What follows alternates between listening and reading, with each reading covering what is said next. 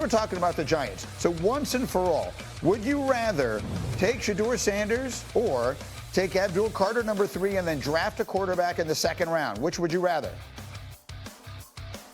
Give me Abdul Carter and the quarterback in the second round. We talked about Brian Dable and company. They need impact players right now. And you have the opportunity to draft one of the few blue chip players in this draft in Abdul Carter.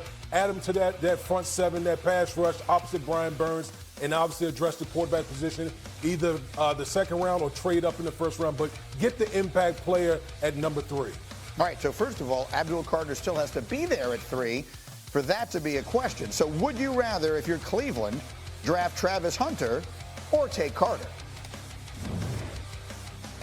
Yeah, give me Travis Hunter, a guy that obviously can affect both sides of the ball. I think this guy has the potential at the cornerback position to be a gold jacket type of guy. The instincts, the ability to take away the ball from the opposition, and then obviously come back and play receiver on the other end, add another dimension to the Cleveland Browns offense. So for me and my money, give me Travis Hunter at number 2. Yeah, feels like it's trending in that direction, but we'll have to see. Then finally, when we talk about Shedeur, would you rather see him drafted by the Saints or by the Steelers? You know, Green, I'm going to go with the Pittsburgh Steelers. I think when you look at the Pittsburgh Steelers, they've invested heavily in their offensive line over the past couple of years. I think that group is going to get better. Obviously, we know they went out and traded and signed DK Metcalf to go with George Pickens. You got Pat Freiermuth there. And so, for me, Shedeur Sanders is a guy that'll be able to push the ball down the field to those big weapons on offense. They still want to run the ball, but he'll be able to play action pass and push the ball down the field.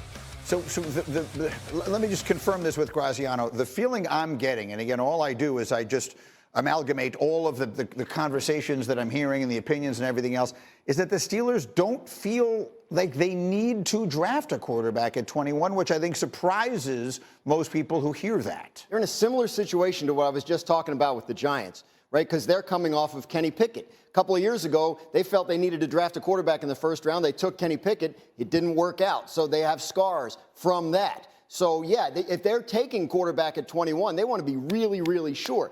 And they've done the work. They had Shedeur Sanders in. They've looked at Jackson Dart and Tyler Shuck and all the guys that we keep hearing about.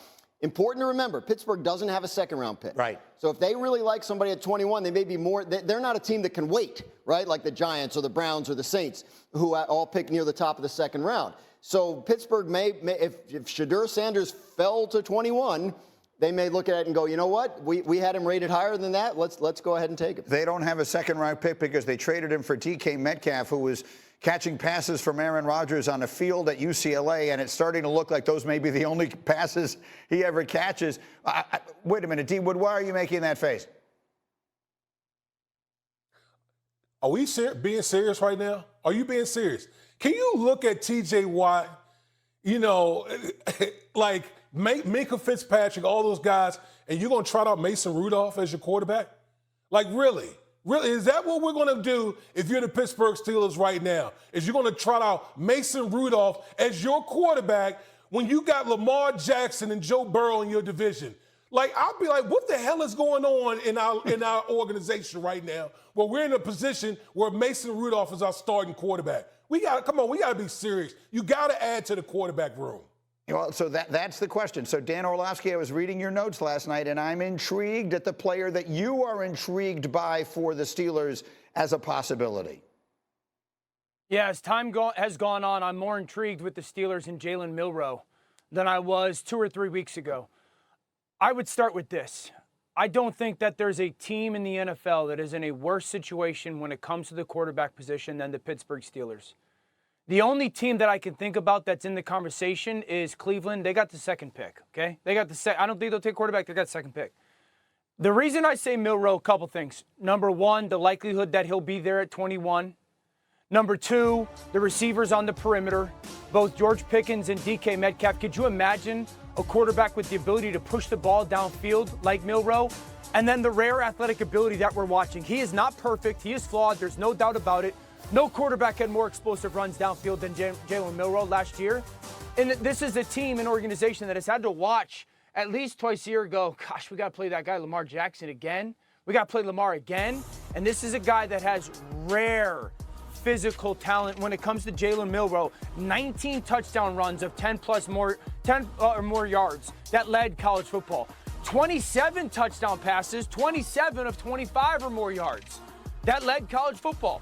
So I understand he's flawed, but I don't think he's nearly as flawed as a passer as some people believe. He's not a finished product, but I just want to remind folks, he only started for 2 years. And in those 2 years, 2 different offenses. Yeah. This young man is rare physical talent.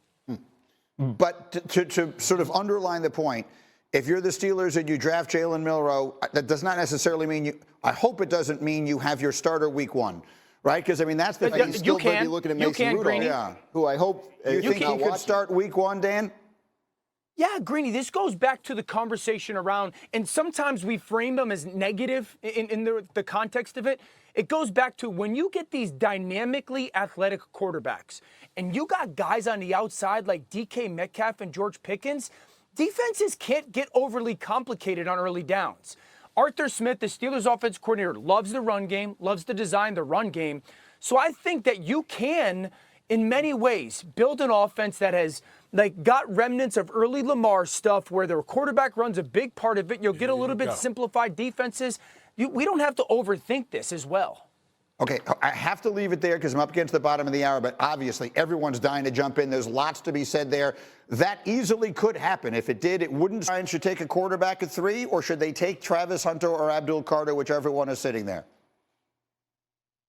No, I think you got to take the impact player at 3. We heard at the end of the year, in the end of the year press conference, owner John Mara, his patience is basically worn out. He wants to win now, and I think if you're the guys that's running the show, Joe Shane and company with the New York Giants, you need guys that's going to impact on the field right now. So between Abdul Carter or Travis Hunter, you need one of those guys at number 3, and then obviously you can address the quarterback position in the second round via either staying pat in the second round or possibly trading up. But you need an impact player right off the top at number 3. Okay, so let me set the stage for Orlovsky here and the conversation. So as I have been putting sort of the finishing touches on getting ready for all of this, there is no question that this is the biggest pressure point in the draft. Yep. What happens at 3, Danny, is going to change literally everything that comes afterwards, because then you've got the Saints sitting there at 9, and then you've got the Steelers at 21, and then you've got the cavalcade of contenders that are waiting and watching. Are the quarterbacks going off the board, or are they not? If they are, you might start to see a rush on them. If they're not, it could be a very long wait into Friday night before some of these names go. As you sit and watch the quarterback situation play out, Dan, what thoughts do you have on this Monday? Well, number one, the Giants have to get a quarterback in their first 2 picks of this draft, whether it's at number 3 or early in the second round or trading back into the first round. Number 2, there's no there's no general manager and head coach in a more difficult and worse situation than Joe Shane and Brian Daboll. And everyone knows how much I love Brian Daboll, because the reality is this. By nature, head coach, general manager, they want to do what's best for the football team. It's kind of how they're made. The Giants and Joe Shane and Brian Daboll, they're in a situation where they kind of have to do what's best for them. And that's the really difficult part about it, because they have to save their job by mid-November.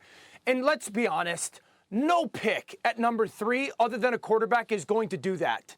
No pick at number 3. Abdul Carter's not going to save their job. He might be a transcendent player. He's not going to save their job.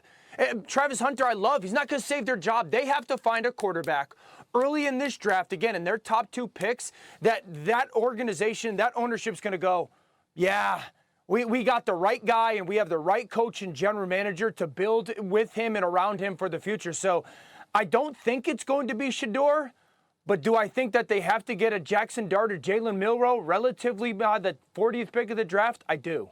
Which one are you betting? If it's your job you're betting on, Dan, which one of those guys are you betting it on? Out of all the options, take out Cam Ward. Yeah, I would take Jackson Dart mid-first round. That's the guy that I would take. Wow. I'm hearing a lot of that, and we're going to get a little later in this hour into the possibility that all the talk about Shedeur Sanders, he might not even be the second pick in this draft, but mid-first round. I mean, the point I'm trying to get across, and I hope I'm doing a good job of it, is what the Giants do at 3. I can see a scenario, Dan, where we